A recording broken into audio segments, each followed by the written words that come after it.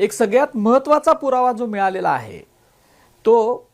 ज्याला आपण प्रथम दर्जाचा पुरावा म्हणतो तो आहे फ्रान्सिस मार्टिन याची एक डायरी प्रकाशित झालेली आहे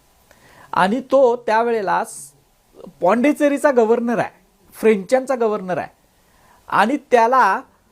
संगमेश्वरच्या जवळ जे राजापूर ठिकाण आहे तिथं काउंटर होतं फ्रेंचांचं, ते खूप जवळ आहे संगमेश्वर आणि राजापूर, आपण बघितलं तर लक्षात येईल. तिथून त्याला बातम्या समजत होत्या स्वराज्यातल्या सगळ्या आणि त्याच्यामध्ये संभाजी महाराजांना फेब्रुवारीमध्ये पकडलंय आणि मार्चमध्येच त्यानं नोंद करून ठेवलेला आहे की संभाजी महाराजांना त्यांच्या ब्राह्मण सरकारकुनांनी पकडून दिलं. एवढंच नाही तर त्याच ब्राह्मण सरकारकुनांनी मोगल जो सेनापती होता त्याच्याशी अगोदरच संधान बांधलेलं होतं की ॲम्बुशमध्ये पकडून द्यायचं किंवा त्यांना